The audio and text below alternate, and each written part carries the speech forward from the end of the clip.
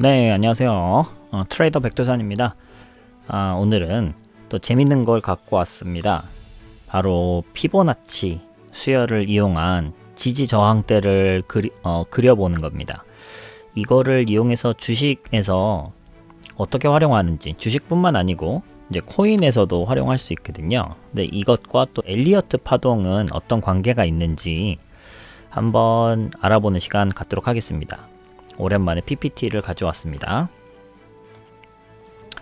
자, 일단 피보나치 수열을 일단 그게 뭔지 아마 다들 아시겠지만 이제 그걸 한번 더 살펴보고 주식에서 어떻게 활용하는지를 봐보도록 하겠습니다. 그리고 엘리어트 파동에서도 어떤 관계가 있는지 그런 것들을 한번 살펴보면 재밌는 시간 될 거라고 생각합니다. 일단 이런 순서를 가지고 마지막에 차트 설정까지 한번 진행해 보도록 하겠습니다.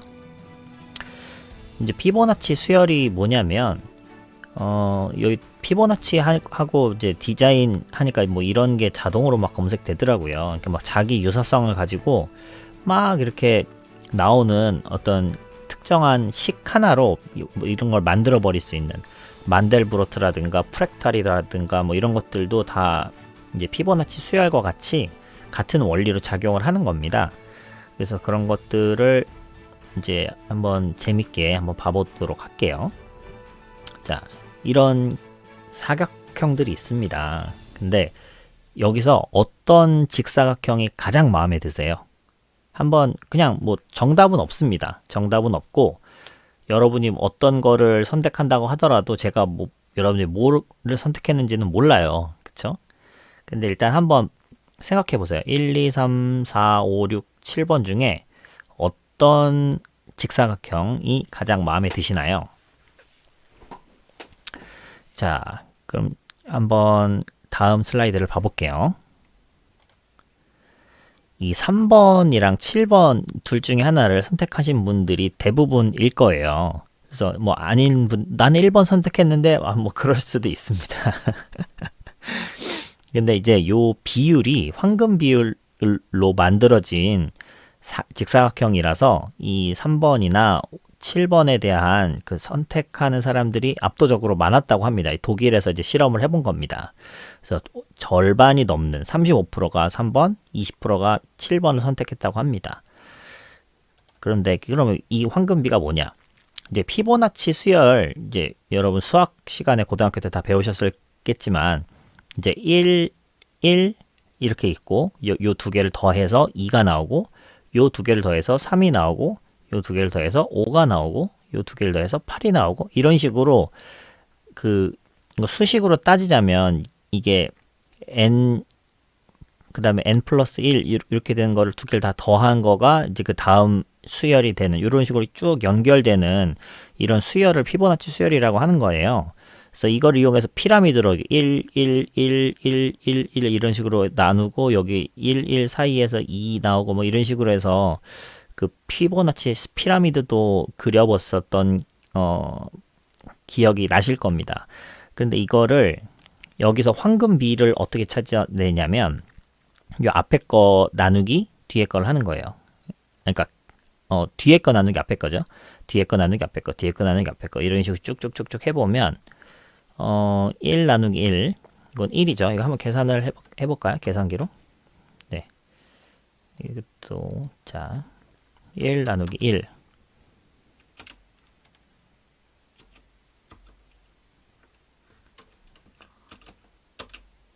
이건 1이고 2 나누기 1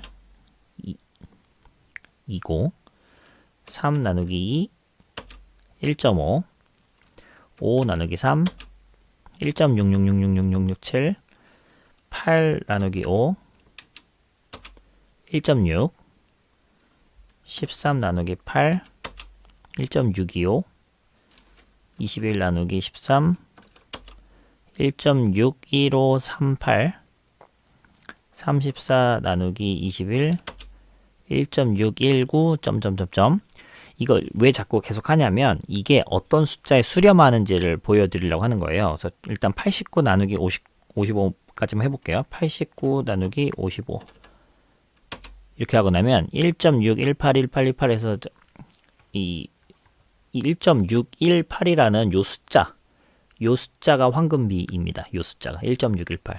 이 뒤로 갈수록 이 피보나치 수열을 쭉 이제 무한히 이제 더해서 수열을 만들 수 있을 거잖아요. 이 피보나치 시리즈를 이게 쭉 했을 때 처음에는 1, 그다음에 2, 1.5 뭐 이렇게 점점점점 숫자가 이제 바뀌어 나가는데 결국은 요 숫자에 수렴을 하게 됩니다. 그래서 그런 걸 발견한 거고 그거를 황금 비율이라고 하더라고요. 이게 또 황금 비율 또 나중에 또 다른 데서 또 한번 봐볼게요. 그 또 한 가지 이번에는 요 21 나누기 34 이렇게 요 앞에 그러니까 앞에 나온 수열 다 나누기 뒤에 수열하는 거예요. 그러니까 요거랑 정반대인 거죠. 요거는 34 나누기 21이었는데 21 나누기 34 이거 황금 비율을 거꾸로 한 거예요. 그렇게 계산을 하면 이런 식으로 쭉 21 나누기 34, 34 나누기 55, 55 나누기 89 이런 식으로 이거를 반대로 쭉 해보면 나오는 숫자가 0.617, 0.618, 0.617 뭐 이런 식으로 해서 점점점점 이것도 한 가지 숫자에 수렴을 하는 거예요. 신기하죠? 그리고 21 나누기 한 칸 건너뛰어서 55 이렇게 했더니 0.38, 0.38, 0.38 이렇게 다 수렴하는 거예요. 34 나누기 89, 55 나누기 144 이런 식으로 한 칸씩 띄어서 나눈 겁니다. 이번엔 두 칸씩 띄어서 나눠보면 21 나누기 89, 34 나누기 144, 8, 뭐 이런 식으로 55 나누기 233 이렇게 했을 때 숫자가 여기는 0.235, 0.235, 0.236, 23 이런 숫자가 딱 수렴되는 같은 그 비슷한 숫자가 다 나오는 거예요. 그걸 나눴을 때. 그러니까 이 피보나치 수열에 숨어 있는 이 비율들이 뭔가 있다. 신기하고 재미난 이제 이런 숫자 놀이입니다.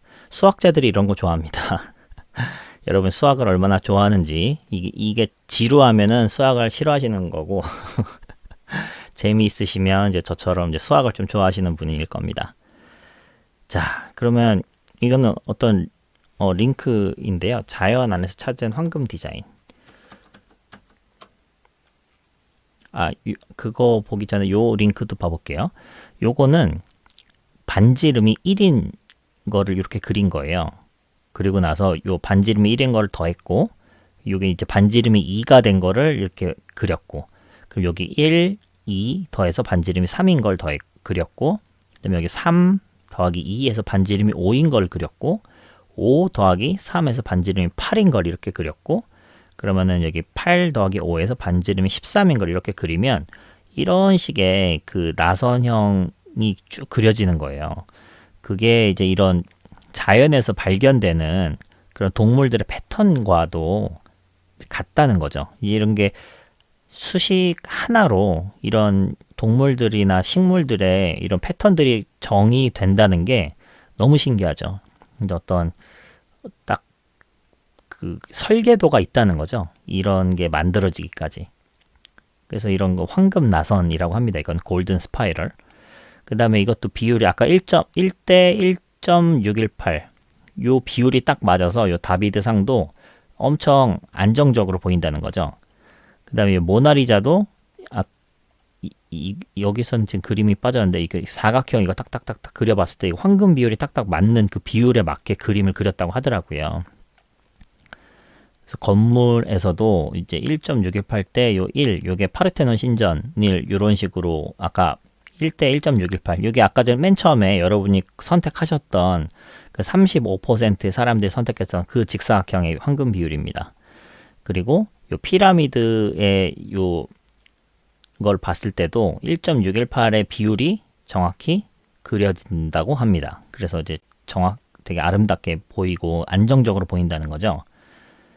그리고 이건가요? 예, 자연에서 찾은 황금 디자인 이것도 마찬가지.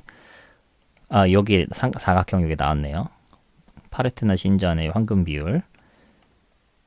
그래서 어떻게 황금 비율을 그릴 수 있는지도 이제 이렇게 나와 있습니다. 이거 뭐 궁금하신 분들 한번 그려보세요. 그리고 그걸 이용한 뭐 우표도 있었고. 네, 그래서 요런 골든 스파이럴 만드는 방법. 그래서 이런 게 재미있습니다. 그래서 뭐 해바라기 씨 같은 이런 패턴들도 이것도 다 만델브로트나 프랙탈처럼 한 가지 수식 하나를 이용해서 이렇게 다 만들 수가 있어요. 그래서 엄청 신기하고 재밌습니다. 그래서 이거는 이제 보로노이 다이어그램은 이제 요것도 간단한 식 하나를 가지고 계속해서 반복해서 그려 나가다가 보면 어떤 패턴들이 나오는데 요 패턴들을 계속해서 그러니까 아무 의미 없는 게 아니고 이게 패턴들이 막 이렇게 쌓이다 보면 결국 이게 어떤 모양이 나오냐면 잠자리 날개가 나와요. 아, 이게 진짜 멋있죠. 그다음에 애플 요 로고도 되게 예쁘잖아요. 여기 안에도 이 황금 비율이 다 숨어 있다고 합니다. 애플에서도 요 로고도 클라우드 로고잖아요. 아이클라우드. 요것도 다 황금 비율이 1대 1.618 이제 그게 다 숨어져 있기 때문에 안정적으로 보이고 이제 아름답게 보인다. 이제 그렇게 얘기를 합니다. 신기하죠? 자, 그럼 이 얘기를 왜 하느냐? 이게 동물과 식물에만 있는 거냐? 이게 도대체 주식과 무슨 관계냐? 이제 그걸 한번 봐볼게요. 자, 업비트 코인 차트인데요. 이제 업비트가 요거 좀 보기 좋게 해놔가지고 예를 들었어요. 그래서 피보나치 아까 전에 그 숫자 계산한 거 있잖아요. 한 칸 건너서 나눈 거, 두 칸 건너서 나눈 거, 이제 그거 나눈 숫자들이 여기 있습니다. 0.382, 0.236, 0.618 요런 숫자들이 아까 그 나누기 한 그 숫자예요. 그래서 이게 최저값을부터 최고값까지 이렇게 쭉 이었을 때 그리고 나면 요게 지지 저항 값들이 표현이 된다는 거죠. 0.5 여기가 딱 저항대를 맞고 눌렸고 0.618에서 지지를 받고 또 올랐습니다. 뭐 이런 식으로. 그 다음에 여기서 조정을 받았는데 0.236까지 여기 빠지고 여기서 지지를 받고 또 올랐다가 또 빠지고 0.382 부근에서 또 이제 지지를 받고 또 오르고 382 부근에서 또 지지를 받고 오르고 0.236 부근에서 저항을 맞고 내리고 이제 이런 게 그러니까 이게 그러면 여기서는 못 뚫고 여기서는 그러니까 여기서 어디서는 뚫리고 어디서는 막히고 이거 뭐 완전 해석하기 나름 아니냐 이제 맞습니다. 해석하기 나름이에요. 그러니까 이게 무조건 맞는 거는 당연히 아니에요. 당연히 아닌데 보시면 이게 제가 일부러 이런 걸 찾아서 그린 게 아니에요. 이따가 실시간 차트를 보면서도 여러 개 한번 그려볼게요. 이게 보시면 이게 다 이 부근에 오면은 요런 포인트들 0.618 요런 포인트들이 오면은 지지가 일어나거나 저항이 일어나거나 요런 부분에 오면 여기 한 번에 못 들잖아요. 또 지지 저항 맞고 내리고 또 올라가고 물론 여기서 저항 맞고 이렇게 내려갈 수도 있어요. 그러니까 이거를 보고 완벽하게 이제 다음에 어떻게 흘러갈지를 예측할 수는 없습니다만 적어도 변곡점이 일어나는 그런 포인트들은 잡아준다는 거죠. 그러니까 충분히 활용할 만한 가치는 있다고 생각을 합니다. 그리고 이제 엘리어트 파동은 이렇게 인베스토피디아라는 데서 이제 가져왔는데요. 그래서 1파, 2파, 3파, 4파, 5파 이 부분을 이제 모티브 페이즈, 그러니까 이제 급등하고 있는 그 영역이고, 그다음에 여기서 A파, B파, C파 이거는 corrective phase, 여기는 조정 구간입니다. 그래서 상승 구간과 조정 구간이 이렇게 한 가지, 그러니까 엘리어트 파동 한 파동, 요거를 이제 임펄스 파동이라고 하거든요. 그래서 임펄스 파동이 하나 나온 그 패턴인데 여기서 이런 식으로 계산을 해볼 수 있다는 거, 예측치로 해서 요 H1 여기 바닥 요 파동에서의 요 바닥과 요 위에 있는 요거의 높이가 이제 높이가 H1이라고 하고 요걸 여기서부터 여기까지 높이를 H2라고 했을 때 H1 곱하기 0.382를 하면 H2가 나온다. H1 곱하기 1.618을 하면 H3가 나온다. 이거 곱하기 1.618 하면 이게 나온다. 뭐 이런 식으로 계산도 할 수 있다. 네, 저는 이제 이 예측치는 그야말로 예측치고 요거대로 움직이는 파동은 솔직히 찾아보려고 노력을 해봐도 이 수치가 정확히 맞는 파동은 찾기 어려웠습니다. 그렇지만 이제 이런 식으로 계산을 하기도 하더라. 그래서 엘리어트 파동과 이 피보나치 조정 구간도 어느 정도 연관이 있다. 이제 뭐 그 정도로 말씀드리겠습니다. 자, 그러면 이게 어디서 할 수 있냐? 이제 키움증권 HTS에서 보면 차트에서 우클릭을 하면 여기 차트 툴 가시면 여기 보면 피보나치에서 뭐 아크, 펜라인, 조정대, 시간대, 목표치 이게 뭐 여러 개 있어요. 그래서 조정대를 가지고 일단 클릭을 해보면 여기서부터 여기까지 이렇게 조정대를 그러니까 고점에서 저점을 하던가 아니면 저점에서 고점을 하든가 이런 식으로 하는 거거든요.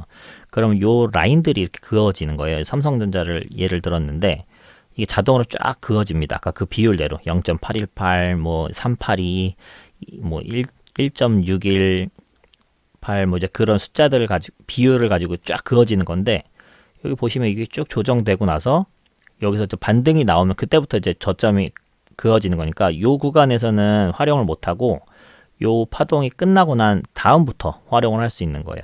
근데 바로 못 올라가고 저항 맞고 지지 받고 저항 지지 저항 지지 저항 지지 하다 뚫리고 이제 다시 지지 그다음에 쭉 뚫고 나서 여기서 또 지지 횡보하다가 지지 일어나고 저항 지지 저항 저항 지지 그러니까 야 그럼 여기서는 왜 저항이 안 일어났어? 여기서도 저항이 왜 안 일어났어? 이제 그렇게 질문하시는 분에게는 아까도 말씀드렸지만 이거는 항상 맞는 게 아니다. 그렇지만 요런 비율에 있는 라인 구간에서는 뭔가 변곡점이 일어난다. 지지가 일어나건 저항이 일어나건 변곡점이 분명히 나타나는 패턴을 보실 수 있으실 거예요. 그쵸? 그거까지 부인하시면 이제 진짜 통계적으로 차트 분석을 할 수 없는 거예요. 이게 다 어거지다. 다 해석의 영역이다. 뭐 이렇게 말씀해버리면. 근데 재밌는 건 뭐냐면요. 여기서부터 여기까지만 가지고 이 모든 라인들이 다 그어진 거예요. 이 뒤에 있는 것까지. 미래에 있는 요 값까지. 그러니까 요 라인을 그었을 때 이걸 우측으로 이렇게 쭉 더 늘리게끔 제가 설정을 해 놓은 거거든요. 이거가 미래까지도 영향을 줄 수 있을 정도로 지지 저항의 그 메커니즘 안에 뭔가 알게 모르게 모든 자연에 숨어 있는 어떠한 황금 비율이 녹아 들어가 있다. 요런 황금 비율 하면 또 생각나는 게 일목균형표의 일목산인이 그 9일, 26일, 52일 뭐 이런 거 해놓은 요 수치들도 약간 이런 피보나치 수열처럼 일목산인이 생각하고 있는 어떤 수치고 그게 모든 자연에 또 다 적용할 수 있다 막 이러면서 막 산으로 가는 이야기를 막 하거든요. 근데 그거가 피보나치랑 일목상통하는 부분이 있습니다. 자, 그러면 이제 오래 기다리셨는데 차트 설정까지 한번 가보도록 하겠습니다. 자,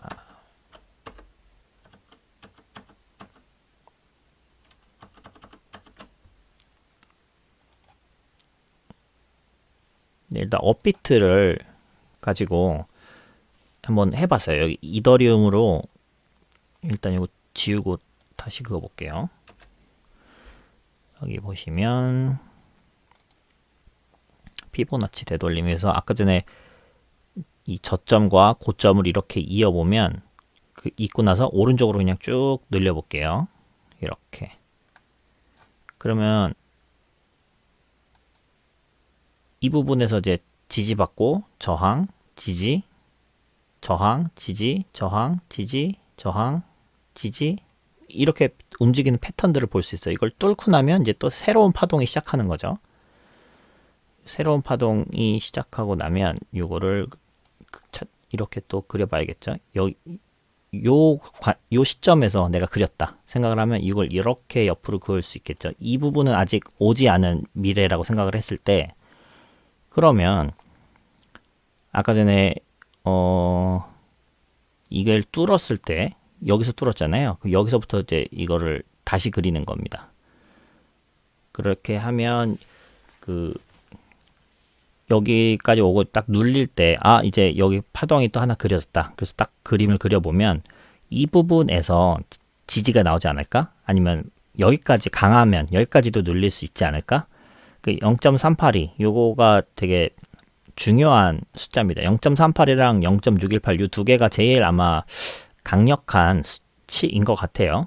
그래서 이 부분을, 이 수치들은 특별히 더 기억하시면 좋을 것 같고, 그래서 여기서 반등을 딱 먹을 수 있겠죠. 여기서 저항을 딱 먹고 떡 떨어질 때 이 아래 꼬리를 딱 잡을 수 있는 포인트가 나오는 거죠. 쭉 뚫을 때, 여기를 뚫을 때쯤은 아, 이제 더 갈 수도 있겠지만 이제 빠질 가능성이 있겠구나. 그럼 절반 정도 매도하고 볼 수도 있겠죠. 왜냐면 저항 때니까. 근데 진짜 빠졌네? 그럼 여기서 지지가 일어날 수 있겠구나. 그래서 또 잡을 수도 있겠죠. 그러니까 이게 진짜 이론적으로 이렇게 사고팔고를 잘 하려면 진짜 엄청난 그 노력이 필요하고 경험이 필요합니다. 그러니까 저한테도 그렇게 하라고 하면 뭐 성공할 수도 있겠지만 실패할 수도 있겠죠. 그러니까 요거는 그러니까 무조건 맞는다. 대단한 그거다. 이렇게 생각하시지 말고 와, 저렇게도 할 수 있구나. 이렇게 참고만 하시면 될 것 같아요. 어쨌든 우리는 요거를 최대한 활용을 해봅시다.